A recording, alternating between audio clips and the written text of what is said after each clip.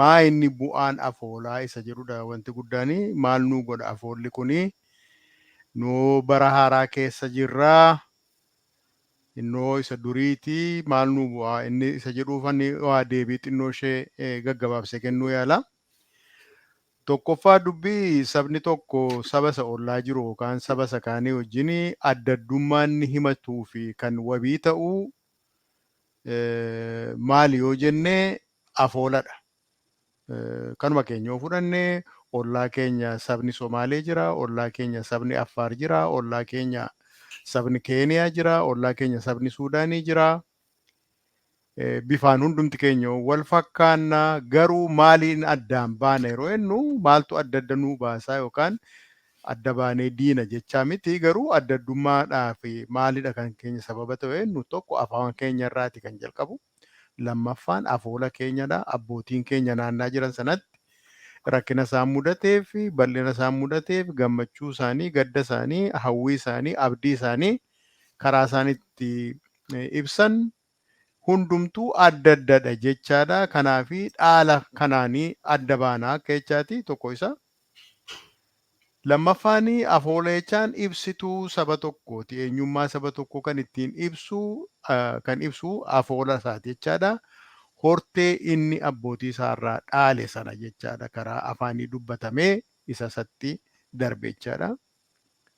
Karaa gara biraa afoolli jechaan asaasara saba tokkooti.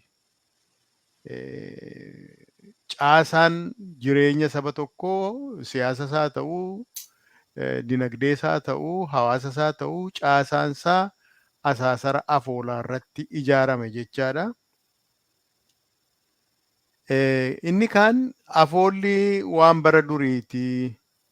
Bara durii jiraatee dhalatee kan du'ee darbedha. Har'atti maal nuu godhaa jedhanii kan yaadan jiru ta'a. Haa ta'u maleessa afoolli har'ayyuu hin dhalata. Isa dur dhalatee darbe sanatu hin taane har'ayyuu hin dhalata. Har'ayyuu mul'ata. Kana jechaan sabni suni abbootii isaarraa dhaale sana haadholii isaarraa dhaale sana ittuma fufa jechaadha. Haaraatu bifa gara biraadhaan bifa haaraadhaan iddoo bu'aa deema. Akka sun hin dhalannee fi akka afoolli sun hin dhalanne inni saba sanaaf asaasara ta'e kun akka inni deebi'ee hin dhalannee fi kan afaan irratti kan duulamu fakkeenyaaf afaan tokko ajjeesuu jechaan baattuu afoola sanaa waan ta'eef afaanichi duunan afoolichi sun du'aa kan jedhani yaadatu jaajiruuf jechaadha. Wanti gara biraan kunoo kan duriiti jenneerraa isa dhaalledha jenneerraa bu'aan isaa maalii har'atti maal nuu godhanuufi yoo jenne fakkeenya tokko fudhannee ittiin ilaaluu dandeenya. Fakkeenyaaf kanuma ani hojjedhe tokko jira. Maa inni abbootiin keenya akkuma yeroo darbe dubbadhe herrega ittiin barsiisuudhaaf tokkee maalii isa jedhu takka uumaniiru jenneera.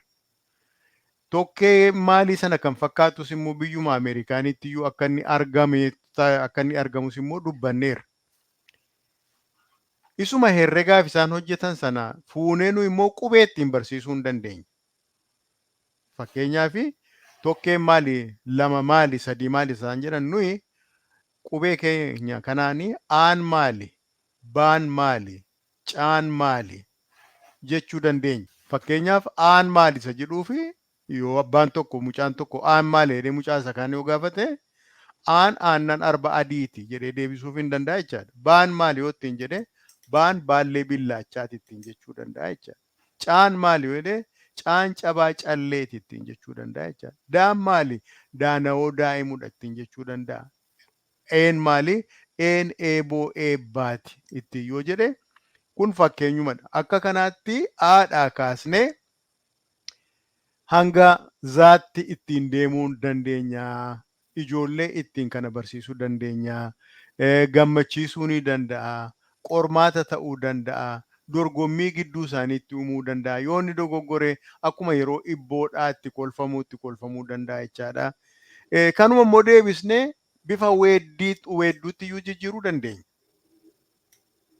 Bifa weedduutti jijjiirree aan maali isa jedhuuf yoo gara sana godhanne eeyyee kunoo qubee haa weeddisnu jedheetani kan kana hojjechuu yaalee aan maal isa jedhuuf aan akkoof akaakaa warra wal jaallatu walitti hirkatanii mudhii wal haammatu fakkeenyaaf mucaan baan baallee billaacha balaliitu mukattis lafattis kan huccuu uwwistu caan maali caan cabaa calleetii callee ishee diramtuu gaafa teetee isheetii kan aayyoon kaayyattu daan maali daan daana'oo daa'imuu kan boqqolloo urtee mardhummaansaa nyaattu yookaan een maali een elellaan galaanaa een eeleeyyuun ta'a eelee kan buddeenaa faan maali faana fatteeti fattee dhoqqee keessaa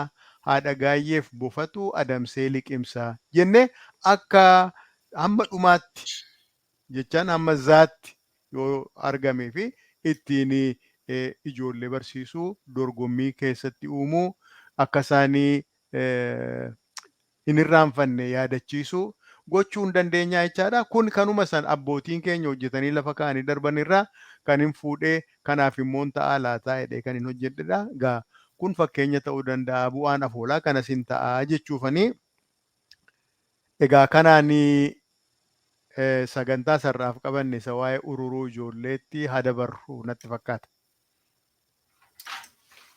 Baay'ee gaariidha obbo Zalaalem fayyaa ta'a. Dhaggeeffattooti keenya egaa isa kanaa yoo barbaaddanii obbo Zalaalem biraas amma na biras jira na biras argachuu dandeessu. Akeekni obbo Zalaalem fa'aa akkasiin ijoollee keessan ittiin barsiifattanii kanaafi kun yaada gaariidha. Akkuma isa tokko lammee sana maanni weedduudhaan walitti dabarsan walitti himan kunis akka sana ta'uu danda'a jechuudha. Baay'ee ulfaadhaa obbo Zalaalem.